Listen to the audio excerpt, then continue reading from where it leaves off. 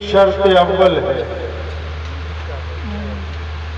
मोहम्मद की मोहब्बत, दीन हक की शर्त अव्वल है। तो ये सल्लल्लाहु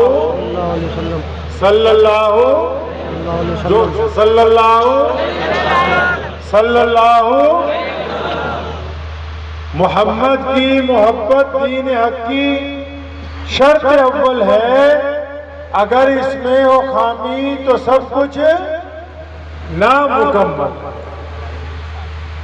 ये रबीउल अव्वल का महीना है और इसी महीने की 12 तारीख को रसूल अकरम सल्लल्लाहु अलैहि वसल्लम की विलादत हुई है और फिर 63 साल के बाद इसी महीने की 12 तारीख को रसूलुल्लाह सल्लल्लाहु अलैहि वसल्लम इस दुनिया से पर्दा फरमा गए हैं।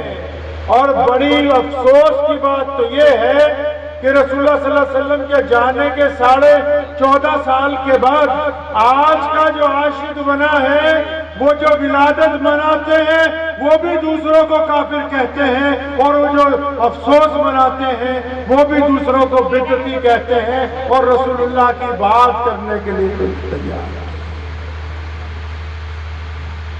रसूलुल्लाह सल्लल्लाहु अलैहि वसल्लम की बात करने के लिए कोई तैयार नहीं है। रसूलुल्लाह सल्लल्लाहु अलैहि वसल्लम का नाम लेकर कोई दूसरों को गाली दे रहा है और रसूलुल्लाह सल्लल्लाहु अलैहि वसल्लम का नाम लेकर कोई गाली देने वालों को बिदअती बता रहा है और कोई ये बताने के लिए तैयार नहीं कि रसूल करीम चाहते क्या है, रसूल करीम की मंशा क्या है, रसूल करीम का मकसद क्या है। रसूलुल्लाह सल्लल्लाहु अलैहि वसल्लम इस दुनिया में तशरीफ क्यों लाए? मकसद नबूवत को नऊज़ बिल्लाह पसे पुष्ट डाल दिया गया और खाने पीने की दुकानें खोल दी गई। यही वजह है कि इश्क हकीकी इश्क मिजाजी में बदल गया है। अब किसी को इश्क नहीं है, सिर्फ दिखावे की बातें, इसके अलावा कुछ बेशक। पंजाबी किसी ने क्या है कि जनादा इश्क सादिक है और कद फरियाद करते हैं। जनादा इश्क सादिक है वो कद फरियाद करते हैं, लबात मोरे खामोशी है दिलाज याद करते हैं। बैतुल्लाह के बाहर एक दरख्त है और उस दरख्त के साथ सैयदना आमिर यासिर बिन अम्मार को बांधा हुआ है। अबू जहल मार रहा है, उतबा मार रहा है, वलीद मार रहा है, अबू लहब के बेटे अम्मार बिन यासिर को मार रहे हैं। और इतनी देर में वहां से उमैया गुजरा। कौन उमैया? जो सैयदना बिलाल का मालिक है, बिलाल जिनके गुलाम हैं। जब बड़े बड़े कुफार ने देखा कि उमैया के साथ बिलाल भी है, अब कुफार नहीं जानते कि बिलाल मुसलमान है, कुफार को पता नहीं कि बिलाल ने कलमा पढ़ा है। अम्मार बिन यासिर जो दरख्त से बंधा हुआ है उसको पता है कि बिलाल मुसलमान है। उतबा ने कहा उमैया से कि अपने गुलाम को कहो अम्मार को मारे ताकि ये कलमा छोड़ दे। सारों ने, अबू जहल ने अपील की उमैया से कि आप कहें कि ये बिलाल उमैया अम्मार बिन यासिर को मारे। अब मैं जो किस्से आपको सुनाऊंगा, आपने अभी तक फतवे सुने होंगे। क्या सुने होंगे? फतवे। फतवे कि भला काफिर है, भला मुसलमान है, फला की नमाज होती है, फला की नहीं होती, फला का निकाह टूट गया है, फला का बंद गया है, फला की मस्जिद में इमामत मकरूह है, फला की का जायज है। फतवे सुने, रसूलुल्लाह सल्लल्लाहु अलैहि वसल्लम को पढ़ा नहीं है। साहबा किराम रज़ियल्लाहु तआला अजमईन की जिंदगियों को नहीं पढ़ा, फतवे ही सुनते रहे। अब फतवों के सुनते सुनाते इस हालत पर पहुंच गए हैं कि वक्त के हुक्मरान एक रोज नया फतवा हमारे लिए मुरतब कर देते हैं कि आपको ऐसे नहीं अब ऐसे करना होगा। अम्मार बिन यासिर कहते हैं कि बिलाल मुझे मारने के लिए आगे बढ़े तो मेरे दिल ने कहा कि बिलाल मारेगा नहीं। और फरमाते मैंने सोचा कि अगर बिलाल ने मुझको नहीं मारा तो इसकी पोल खुल जाएगी, ये गैर मुस्लिम इसको मारेंगे। फरमाते जब बिलाल मेरे करीब आए मैंने सरगोशी में कहा कि बिलाल मेरे भाई अबू जहल को नहीं पता कि तुम मुसलमान हो, उतबा और वलीद को नहीं पता। खुदा के लिए तुम मुझे एक दो दुर्रे मारो। बिलाल ने उनकी बात सुनी, जमीन पे झुके, दुर्रा उठाया। अम्मार बिन यासिर रज़ियल्लाहु तआला अन्हु फरमाते हैं, मेरा अब भी यकीन था कि बिलाल मुझे मारेगा नहीं, लेकिन बिलाल ने दुर्रा उठाया और दुर्रा तेज तेज घुमाने लगे। सुनो 2021 के मुसलमानों, 1450 साल पहले जब तुम जिन किताबों में फतवे तलाश करते हो उनमें इश्क और वफा की दास्तानें कलमबंद सहाबा ने की है, बिलाल ने दुर्रा उठाया और दुर्रा तेज तेज घुमाने लगे और फिर वो दुर्रा अबू जहल के मुंह पर मारा और फरमाया, तू क्या समझता है कि यासिर अकेला है?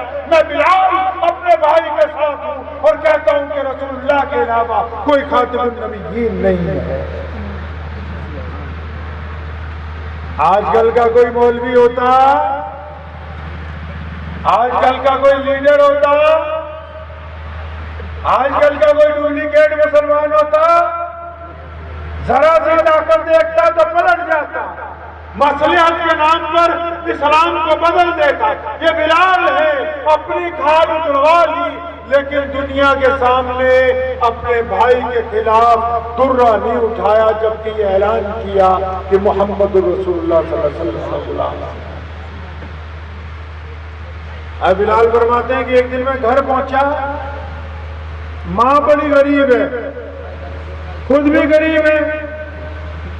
फरमाते घर पहुंचा तो अम्मा ने कहा, बिलाल मेरा दिल चाहता है हम मक्का छोड़ दें, कहीं और चले। सैयदना बिलाल रज़ियल्लाहु अन्हु फरमाते मैं बड़ा हैरान हुआ। मैंने अपनी माँ को पूछा, क्योंकि रसूलुल्लाह सल्लल्लाहु अलैहि वसल्लम जो गुलाम है ना, बात को समझते हैं। अपनी माँ को पूछा, अम्मा जी आप सच सच तो बताओ, ये मक्का छोड़ने की बात तुम्हें समझाई किसने है? माँ ने बड़ी हिम्मत से कहा कि बिलाल, आज तो अबू जहल हमारे घर पे आया था, आज उमैया आया था, आज वलीद आया था, उन्होंने आके मिन्नत की है, उन्होंने गुजारिश की है मुझसे कि तुम अपने बेटे बिलाल को लेकर मक्का छोड़ दो, ताकि ये हमारे खुदाओं को मानता नहीं है, ये रसूलुल्लाह के नारे लगाता है।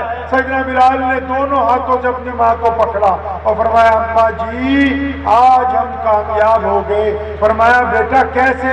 फरमाया, दुश्मन ने हमारी ताकत को तस्लीम कर लिया है, हमारी ताकत को तस्लीम कर लिया, दुश्मन ने मान लिया कि बिलाल का जो कलमा है ये ताकतवर है, इसको चुप करवाने की जरूरत है। हैरत की बात है, आज बात रसूलुल्लाह सल्लल्लाहु अलैहि वसल्लम की सीरत की होनी चाहिए, रसूलुल्लाह सल्लल्लाहु अलैहि वसल्लम की गुफ्तगू की होनी चाहिए, लेकिन ये क्या बात है कि 12 रबीउल अव्वल को इख्तलाफ की बात होती है। अगर आप तारीख उठाएंगे, इमाम अबू हनीफा से लेके शाह वलीउल्लाह मुहद्दिस तक, ये बरेलवी देवबंदी तो अभी कल की बात है, कल की बात है, ये पैदा हुए हैं।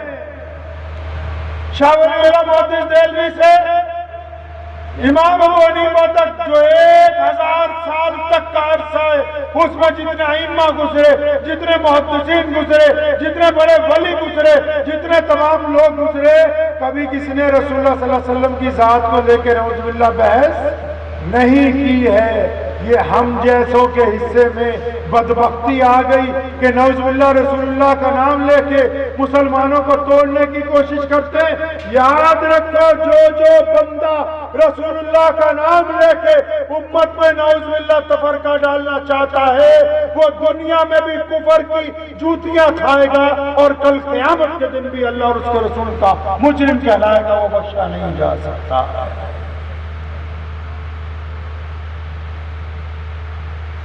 हज़रात सहाबा इकराम ने इश्क व वफा की दास्तानें मुरत्तब की है। ये महीना इश्क व वफा का महीना है।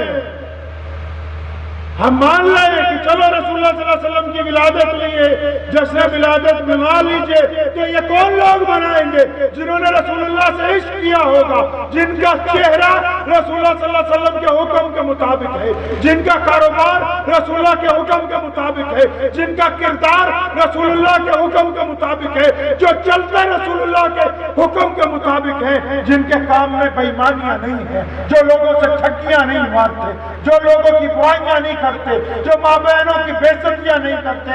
आओ फिर वो आके कह सकते हैं कि हम भी जश्न मनाने के हकदार हैं। ये क्या बात हुई कि जिनके हलक से शराब नीचे उतरती हो और वो भी नौज़ुबिल्लाह कहने लगे कि हम आशिक रसूल हैं, ये मोहम्मद रसूलुल्लाह के मुजरिम हैं जो कल क़यामत के दिन बख्शे नहीं जाए। इसको वफा की दास्तान अगर हम देखते हैं, एक सहाबी है हज़रत कैस बिन साबित रज़ी अल्लाह ताला अन्हु, अल्लाह ने कुरान में ऐलान किया कि सहाबा अपनी आवाज़ें रसूलुल्लाह की आवाज़ से पस्त रखो, ऊंची नहीं होनी चाहिए। अब ज़ैद तो सुनता ऊंची है, अब जिसको ऊंचा सुनता वो बोलता भी जोर जोर से। जिस दिन ये आयत नाज़िल हुई अपने घर में चले गए, दरवाजा बंद कर लिया, 3-4 दिन रोते रहे। रसूलुल्लाह ने पूछा ज़ैद नजर नहीं आते, फरमाया रसूलुल्लाह बड़े परेशान हैं, उनको ऐसा लगता है कि आयत मेरे लिए नाज़िल हुई। आप सल्लल्लाहु अलैहि वसल्लम ने उनको वापस बुलाया और रसूल अकरम सल्लल्लाहु अलैहि वसल्लम ने उनको कहा ज़ैद तुम्हारे लिए नहीं है। बड़ी दिल को तसल्ली हुई, फरमाया क्योंकि तुम्हें ऊंचा सुनता है, हम तो तुम्हारा एहतराम करने का लोगों को हुक्म देते हैं। हज़रात सहाबा किराम रज़ियल्लाहु तआला अजमईन ने एक एक कदम के ऊपर अल्लाह और उसके रसूल सल्लल्लाहु अलैहि वसल्लम की इताअत करके दिखाई। मुसलमानों आओ एक सहाबी का किस्सा तुम्हें मुख्तसर सुनाता हूँ। हज़रत अब्दुल्लाह जुज़्बी रज़ियल्लाहु तआला अन्हु हैं, उनको रसूलुल्लाह से बड़ा इश्क है। रसूलुल्लाह मक्का छोड़ के मदीना चले गए, रोज कोशिश करते हैं कि मैं भी मदीना चले जाऊं। बाप का इंतकाल हो गया, चचा इनका कफील है और चचा जुल्म करता है, मारता है, कहता मदीने नहीं जाने दूंगा। अचानक एक दिन इजाजत मिल गई, मां ने कहा जाओ चले जाओ। चचा के पास इजाजत लेने गए, जाऊं? चचा कहने लगा चला तो जा, लेकिन जो मेरा माल तूने खर्च किया है सारा लौटा के जा, सारे घर के बिस्तर, सारा सामान, हर चीज दे। जब सब कुछ दे दिया तो जालिम चचा ने कहा कि ये जो कपड़े पहन रखे हैं ना, अब्दुल्ला से कहा ये जो कपड़े पहन रखे हैं ये भी मेरे हैं, उतारो इनको। जालिम ने हज़रत अब्दुल्ला रज़ियल्लाहु ताला अन्हु के कपड़े भी उतार लिए, सारे कपड़े उतरवा लिए। उसी हालत में अपनी मां के दरवाजे पर पहुंचे, दरवाजा खटखटाया और कहा अम्मा जी, जिस हालत में पैदा हुआ था बिना कपड़ों के, चचा ने उसी हालत में पहुंचा दिया, कोई कपड़ा दे दो ताकि पहन के मदीने चला जाऊं। अभी जब इतना ही अर्ज किया तो हुजूर अकरम सल्लल्लाहु अलैहि वसल्लम के इस सहाबी को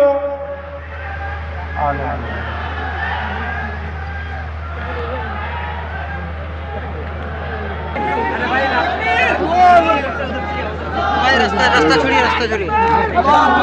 नारे तकबीर, नारे तकबीर।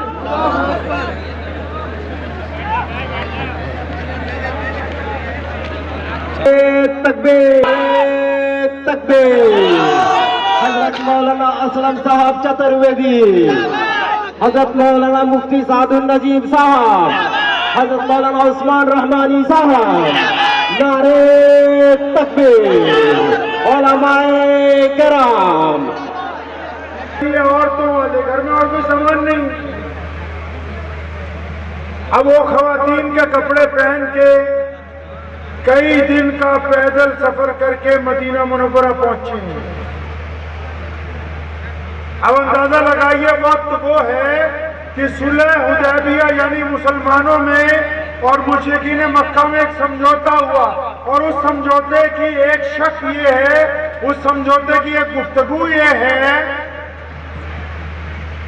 कि उसमें ये बात लिखी कि अगर कोई मुसलमान मक्के से भाग के आ जाएगा मदीने और पीछे ही मक्के के सिपाही आ जाएं तो उसको आपको वापस करना हो। अब्दुल्ला के बारे में लिखा है जिस वक्त मदीना मुनव्वरा पहुंचे तो पीछे ही 2 सिपाही आ गए मुशरिकीन के। उन्होंने आके पकड़ लिया हुजूर अकरम सल्लल्लाहु अलैहि वसल्लम को, कहा कि ये तो दुश्मन है, हमारा भाग के आया, वापस करें आप। अब अंदाजा लगाओ आज के अगर जलसे में भी किसी को जगह मुनासिब ना मिले, कमेटी वालों से नाराज हो जाता है ना। इन सहाबी रसूल को जब रसूलुल्लाह ने कहा कि हमारा समझौता हुआ, तुम्हें जाना पड़ेगा इनके साथ वापस, जब वो सिपाही मदीने से बाहर लेके पहुंचे तो इनको चिढ़ा रहे कि देखो तुम्हारे नबी ने तुम्हें बचाया नहीं, नौजुबिल्लाह, हमारे साथ वापस कर दिया। फरमाया चुप कर जाओ बदबख्तो, मेरा तो ईमान रसूलुल्लाह पे और बढ़ गया। वो जो वादा करते हैं वो निभाते हैं। अगर उन्होंने दुश्मन से वादा किया कि मैं भाग के आने वालों को लौटा दूंगा तो वो अपने वादे के ऊपर कामिल यकीन रखते हैं। मुझे तो रसूलुल्लाह सल्लल्लाहु अलैहि वसल्लम पर और यकीन बढ़ गया है। हमें ऐसे कितने लोग हैं जो रसूलुल्लाह सल्लल्लाहु अलैहि वसल्लम के वादे की पासदारी करते हैं। हमारे पास ऐसा कौन सा दीन मौजूद है? हमारे पास अब दिखावा रह गया है और कुछ नहीं बचा। लोग कहते हैं कि मुल्क का हुक्मरान खराब है, मैं कहता हूं खराब नहीं है, हमारे अमाल खराब हैं। हमने इत्तेहाद और इत्तेफाक की दौलत को छोड़ दिया, हमारे दानिशवरों ने इस्लाम के तर्ज अमल को छोड़ दिया, हमारे बड़ों ने इस्लाम को छोड़ के मसलियत पसंदी को अपना शेवा बना लिया। अब जो रास्ता दाएं बाएं तलाश करते हो उनको दुनिया में भी मार खानी होगी, आखिरत में भी मार खानी। मेहमान बहुत है आज हमारे पास, लेकिन एक बात आपको बताता चलूं। आजकल हमारे कुछ दानिशवरों को ये मुगालता है कि हम तालीम के लिहाज से पीछे हैं, इसलिए हमारी इज्जत नहीं है।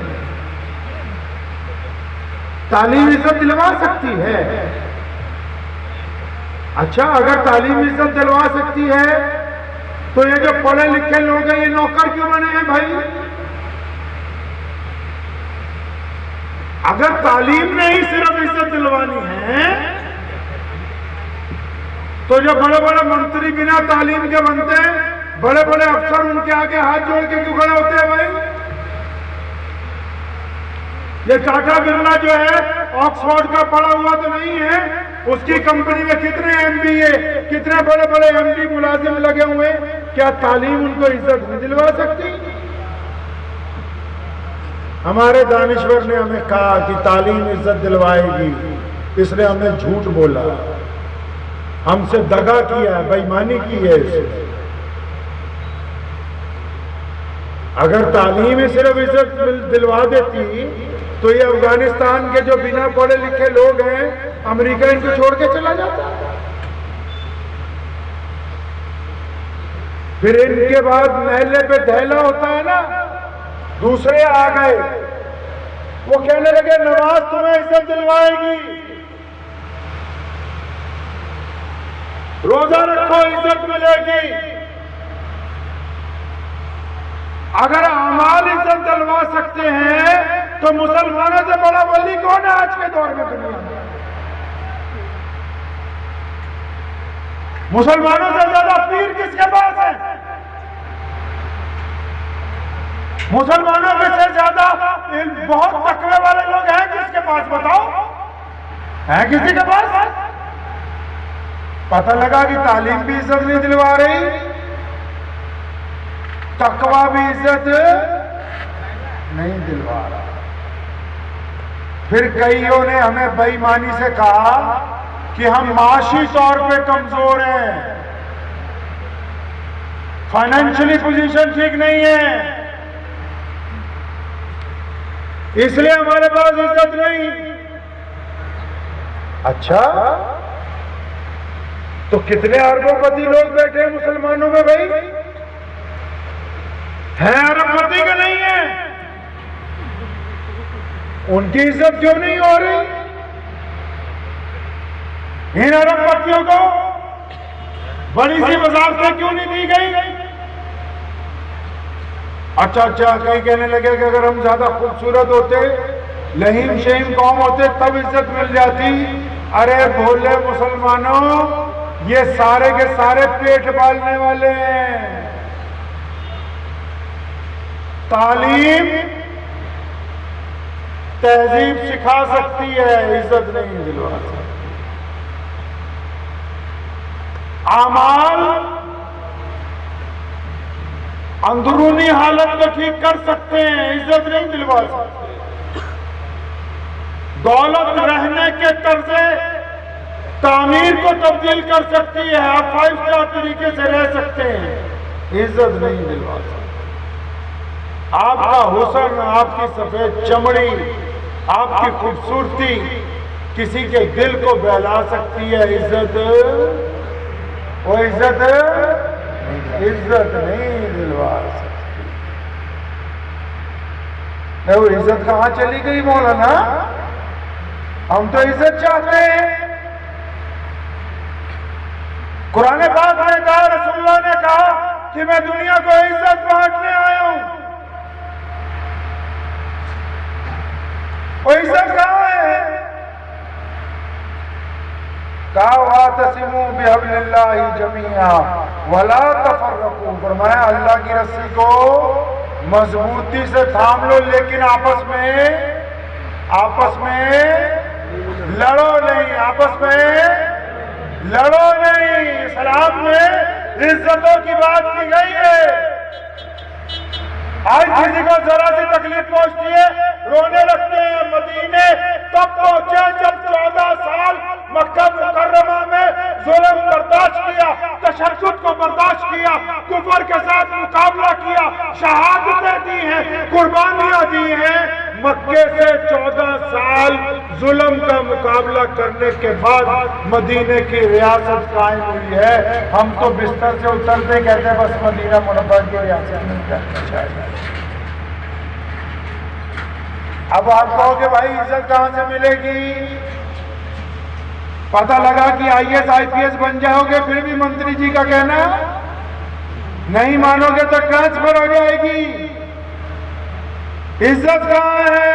फरमाया इज्जत तो अल्लाह की रस्सी को इत्तेफाक से मजबूती से थामने की।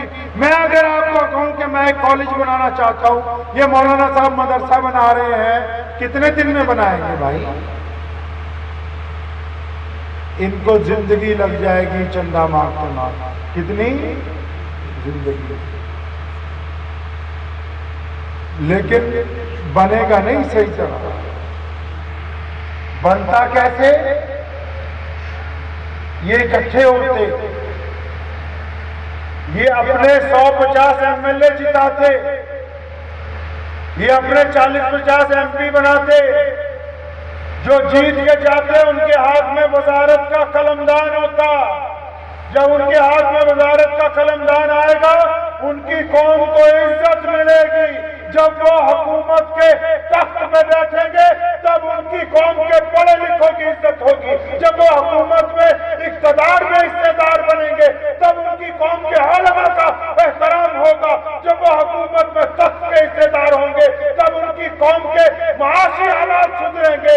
जब तक वो इख्तिदार में हिस्सेदार नहीं बनते, जब तक वो आपस में इत्तेफाक नहीं करते, जब तक वो हिंदुस्तान की डेमोक्रेसी का फायदा उठा के विधानसभा में, पार्लियामेंट में अपने लोगों को नहीं पहुंचाते, इज्जत इनको मिल नहीं सकती है। इज्जत कहां मिलेगी? ताकत के साथ। किसके साथ जी? इज्जत किसके साथ? कहते नमाज के लिए वजू जरूरी है, रसूलुल्लाह ने सिखाया इखलाक के लिए ताकत जरूरी है। कहते नमाज के लिए किबले की तरफ मुंह होना जरूरी है, रसूलुल्लाह ने सिखाया दीन की तबलीग के लिए जुर्रत जरूरी है। अगर आप इख्तिदार में होंगे, आपके पास पावर होगी, तब आपका एहतराम होगा। अगर आप इख्तिदार में नहीं होंगे तो कोई भी आपका एहतराम करेगा नहीं करेगा। रसूलुल्लाह सल्लल्लाहु अलैहि वसल्लम ने शमशीर इसलिए पकड़ाई, फरमाया कुरान में फरमाया तैयारी रखो सामान्य जंग की। किस लिए? किसी को मारना है क्या? नहीं। किसी को धमकाना है? नहीं। फरमाया किसी का नुकसान पहुंचाना है? नहीं। फरमाया इसलिए तुम ताकतवर रहो ताकि दूसरे लोग तुम्हें नुकसान न पहुंचा सके। लोग बैठ के इस्लाम के फलसफे को बदल रहे हैं। आज का बड़ा सरकारी मुल्ला इस्लाम के फलसफे को बदल रहा है। मैं अक्सर लोगों को पूछता हूँ, मेरे बाप के जनाजे में लाखों लोग आए, मैंने बहुतों को जो ताज़ियत के लिए रोज आते हैं, मैं पूछता हूँ ये तो बताओ ये नमाज क्यों पढ़ते हैं? ये समझाओ तो सही कि ये 5 नमाजें क्यों हो रही है मस्जिद में? मैं तो इन मौलवियों से बहुत दफा पूछा, मुझे तो बार बार कहते हैं उस्मान भाई तहज्जुद की नमाज सबसे अच्छी है। मैंने कहा तहज्जुद के तो लिए इमाम नहीं चाहिए, तहज्जुद के लिए तो मस्जिद नहीं चाहिए, तहज्जुद के लिए तो आज़ान नहीं चाहिए, फिर ये 5 नमाजों के लिए हम इतना एहतमाम क्यों करते हैं? तो ये जवाब कौन देंगे? रसूलुल्लाह सल्लल्लाहु अलैहि वसल्लम। 5 नमाजें मस्जिद में किस लिए? इबादत के लिए? बिल्कुल नहीं। अल्लाह को राजी करने के लिए ये बात नहीं है। कुरान ने कहा कि तुम में उनमें फर्क नमाज है। रसूलुल्लाह ने कहा नमाज इसलिए पढ़ा रहे मस्जिद में ताकि आज़ान के बाद तुम मस्जिद में आओ। क्यों मस्जिद में आए?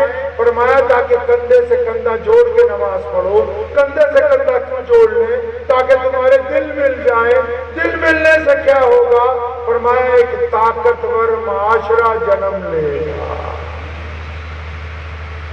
अब जिन मस्जिदों में नमाजियों को एक दूसरे से मतलब ना हो, जिन मस्जिदों में नमाजी एक दूसरे का दुख दर्द न बांटते हो, जिन मस्जिदों में बेवाओं की खबरगिरी की गुफ्तगू ना होती हो, जिन मस्जिदों में यतीमों की पुरसाने हाल का इंतजाम न होता हो, जिन मस्जिदों में मजलूम की आवाज पर लब्बैक न कही जाती हो, फिर इसका मतलब मस्जिद के हुक्म से बाहर निकल गई ना।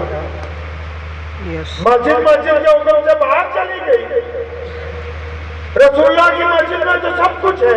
रसूलुल्लाह की मस्जिद में यतीमों के लिए खाना है, रसूलुल्लाह की मस्जिद में मजलूमों के लिए मदद है, रसूलुल्लाह की मस्जिद में मुसाफिरों के लिए सवारियां हैं, रसूलुल्लाह की मस्जिद में दुखी दिलों के लिए राहत का सामान है। हमारी मस्जिद के अंदर क्या है भाई? हमारी मस्जिद में आपस में इख्तलाफ है, हमारी मस्जिद में एक दूसरे की टांगें खींचने का इंतजाम है, हमारी मस्जिद में एक दूसरे के खिलाफ फतवे हैं, हमारी मस्जिद में इस्तिंजा खानों के ऊपर ताले लगे हुए हैं, हमारी मस्जिद में इमामों के खिलाफ कमेटियां हैं। हमारी मस्जिद में क्या है? जिन जगह से इज्जत पानी थी, जहां से इत्तफाक की दौलत मिलनी थी, जहां से आपस का जोड़ पैदा होना था, वहीं तोड़ पैदा हो गया। इसका मतलब अकेला रॉन्ग नंबर उनका नहीं मिला हुआ, हमारा भी रॉन्ग नंबर मिला हुआ है। हम भी गलत रास्ते पे हैं कहीं ना कहीं। अल्लाह की मदद क्यों बंद हो गई है? क्या वजह है कि अल्लाह की नुसरत हम तक नहीं पहुंच रही? जिनको लोग जाहिल कहते हैं, जिनको कहते हैं उजड़ है, उनको अमेरिका कहता है कि तुम तो देशभक्त बन गए हो, हम पूरा देश तुम्हारे हवाले करने के लिए तैयार हैं। और जो जुब्बे कुब्बे वाले मौलवी हैं, मैं तो अक्सर कहा करता हूँ, कई बड़े मौलाना मुझसे नाराज हो गए। मैं कहे जो बड़े बड़े मौलवी रखे जुब्बे कुब्बों वाले, ये सिर्फ जलसों के लिए रखे हुए हैं? ये हाथ चूम के बस 500 रुपए का मुसाफा के लिए? जब तुम्हें तकलीफ पहुंचे ये ना आए, जब आपको दुख दर्द हो ये पूछे नहीं। अगर सिर्फ रिश्ता जलसे से स्वामीन तक का है फिर तो कोई बात नहीं। अगर रिश्ता ला इलाहा इल्लल्लाह मोहम्मद रसूलुल्लाह है तो हर लम्हा हमें एक दूसरे का साथ देना हो, हर लम्हा एक दूसरे का साथ देना।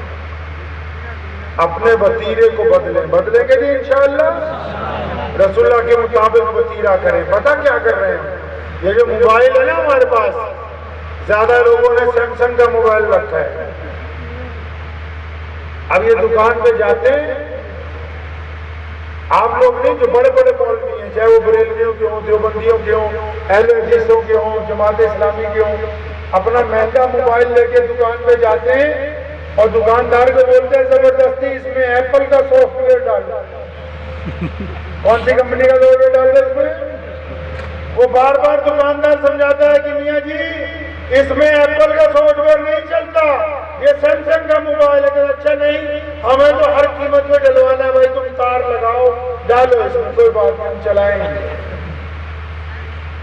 बात मोबाइल की नहीं कर रहा, बात इस्लाम की कर रहा हूं। ये दीन मोहम्मद रसूलुल्लाह की मलकियत है। किसकी मलकियत है? रसूलुल्लाह की मलकियत है।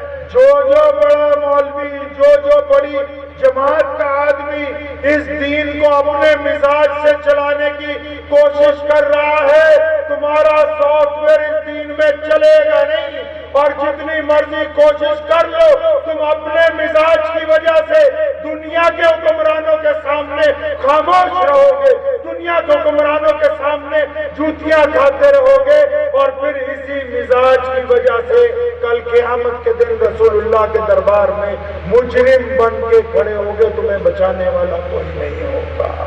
बेशक ये किसके मिजाज से चलेगा? रसूलुल्लाह सल्लल्लाहु अलैहि वसल्लम के मिजाज से चलेगा। और रसूलुल्लाह क्या चाहते हैं? नमाज क्यों पढ़ा रहे हैं भाई? मैं अक्सर लोगों को पूछता हूँ, मौलवियों को भी पूछता हूँ, भाई नमाज क्यों पढ़ा रहे हो? ताकि अच्छे बंदे बन जाए। अच्छा किसके लिए बनाना है?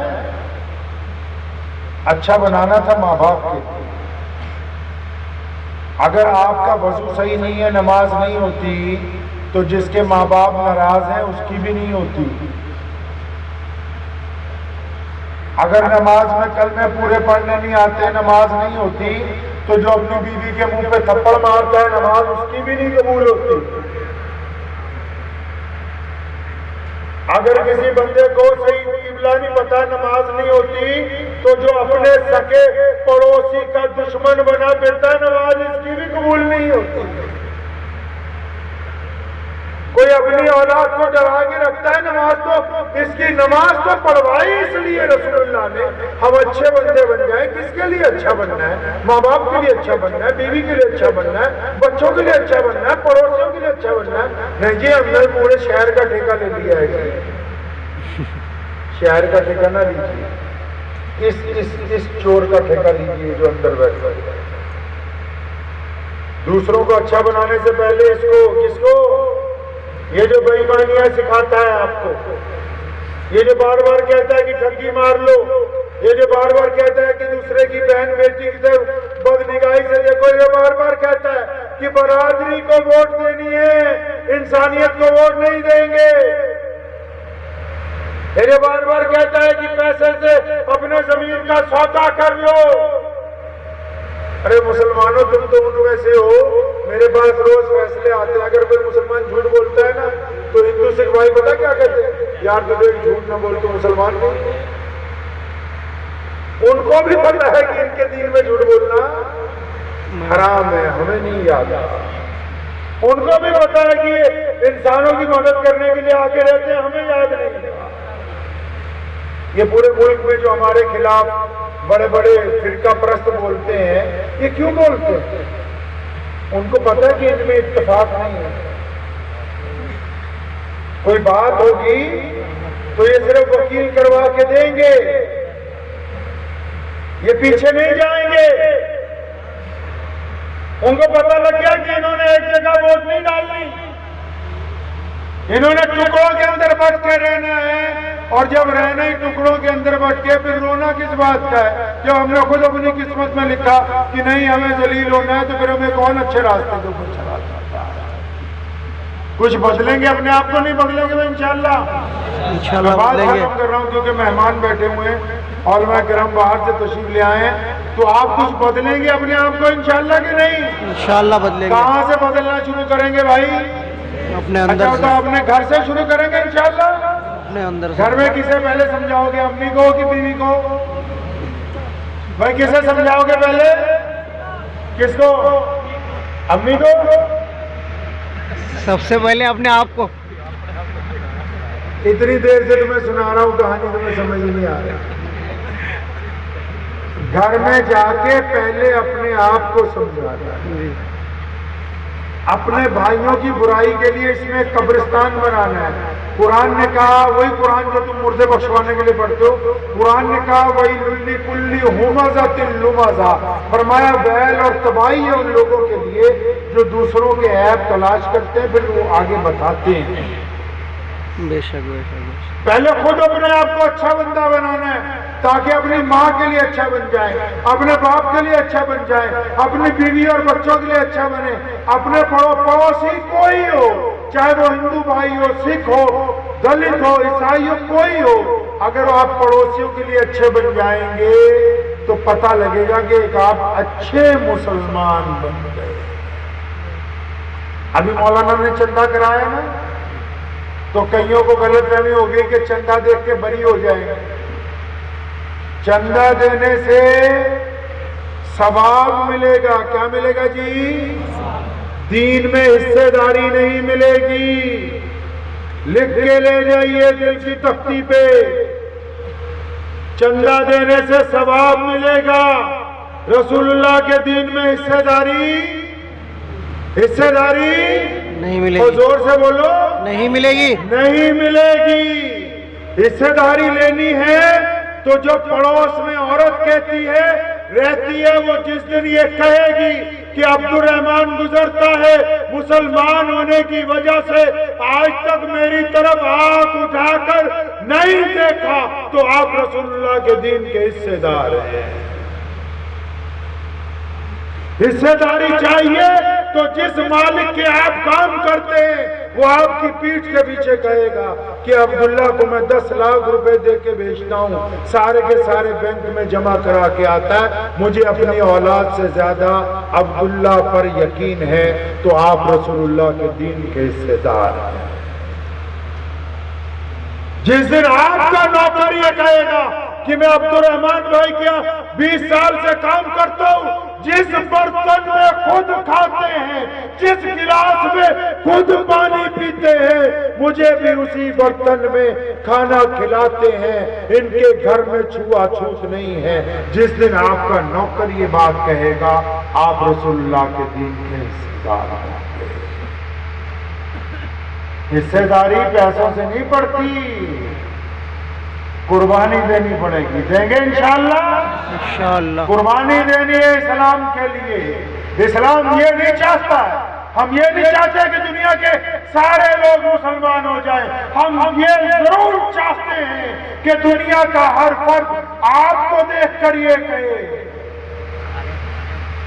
इस्लाम की तस्वीर देखनी है आपने? अरे इस्लाम की तस्वीर देखना चाहते हैं? अरे बोलो हाँ या नहीं? हाँ। देखना चाहते हैं?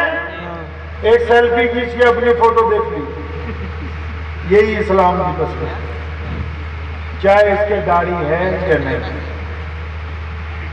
चाहे इसके बाल कटिंग वाले हैं या विदाउट कटिंग, इसने सलवार कमीज पहनी है या पैंट शर्ट पहनी है, ये गोरा है या काला है, ये अपनी तस्वीर देख लो, लोग इसको इस्लाम समझते हैं। याद रखना मेरी आखिरी बात, लोग इसे नहीं इस्लाम समझते जो मैं नजर आ रहा हूं। जो भी हमारी हर एक बंदे की अलग, मेरे अलग गैर मुस्लिम जानने वाले हैं, आपके अलग जानने वाले, मेरा अलग लोगों के साथ पढ़ा हूं, हिंदू सिखों के साथ, आप अलग लोगों के साथ पढ़े। मेरे पास एक गैर मुस्लिम दोस्त आया, उसने इस्लाम कबूल किया, कहने लगा मैं चाहता था कि मेरा बाप मुसलमान हो जाए, और गया 6 महीने लगा रहा, हिम्मत नहीं हुई।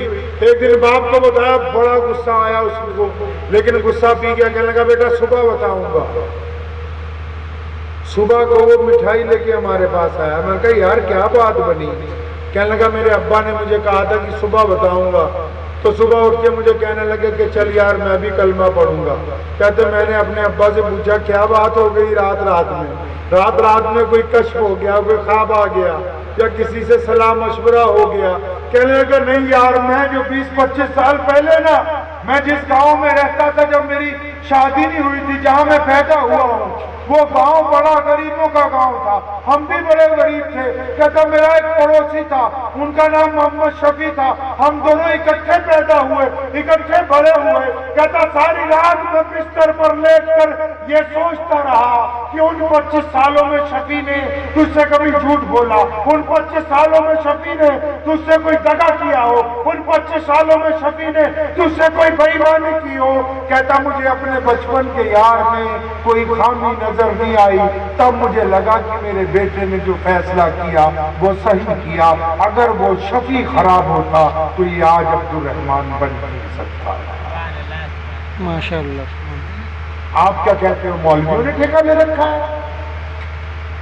सेल्फी लीजिए अपनी, ये सारी तस्वीरें इस्लाम की तस्वीरें, इनका लहजा इस्लाम का लहजा है, इनके मामलात इस्लाम के मामलात हैं, इनकी जुबान इस्लाम की जुबान है। ये क्या करेंगे कि ये जुबान सच बोलेगी कि झूठ बोलेगी? ये क्या करेंगे कि ये आंखें याशी का पैगाम देंगी, ये शर्म और हया की दास्तान मुरतब करेंगी? ये क्या करेंगे कि इनके हाथ जुल्म के लिए उठेंगे या गरीब को अपने साथ खड़ा करेंगे? ये आपको तय करना है जो आम लोगों के अंदर रहते हैं, क्योंकि इस्लाम की तस्वीर आप हैं, लोग आपको देखते हैं। अच्छी बनाएंगे इस तस्वीर को इंशाअल्लाह, इंशाअल्लाह, खूबसूरत होगी ये इंशाअल्लाह, इंशाअल्लाह, साफ सुथरी बनेगी इंशाअल्लाह, इंशाअल्लाह। दूसरों के लिए पुरकशिश होगी कि नहीं होगी इंशाअल्लाह, गरीब का साथ देगी और ये तस्वीर मजलूम के साथ खड़ी होगी कि नहीं होगी? हाँ, अगर आप ऐसा कर लेंगे तो हम इज्जत पाएंगे सब इंशाअल्लाह। इंशाअल्लाह। आप मायूस ना हो, इस देश से भी मायूस ना हो, ये हमारा वतन है, हमने कुर्बानी दी है इस मुल्क के लिए, हमने अपनी जानें दी हैं, फांसी के फंदों को चूमा है। मायूस ना हो इस मिट्टी से, हमें तो बस 2 बंदे धोखा दे जाते हैं, उनका नाम लूंगा तो फिर लंबी कहानी चली जाएगी। बस उन 2 बंदों में एक लीडर है, एक मौलवी है। मौलवी वो नहीं जो तुम्हें नमाज पढ़ाता है, मौलवी वो है जिन्होंने तुमने पीर बना के अपनी लगाम जिनके हाथ में पकड़ा रखी है तुमने। मायूस ना हो, अगर हम अच्छा चलेंगे तो नई क़यादत पैदा होगी, साले लोग आएंगे, नए वली पैदा होंगे, नए मुहद्दिस आएंगे, नए पीर आपके सामने आएंगे और वो खुद भी इज्जतदार होंगे और आपको भी इज्जत दिलवाएंगे। दुआ कीजिए अल्लाह ताला मुझे भी और आप सबको भी इन बातों पर अमल की तौफीक अता फरमाए। वाखिर दावाना अनिल हम्दुलिल्लाहि रब्बिल आलमीन। बहुत शुक्रिया।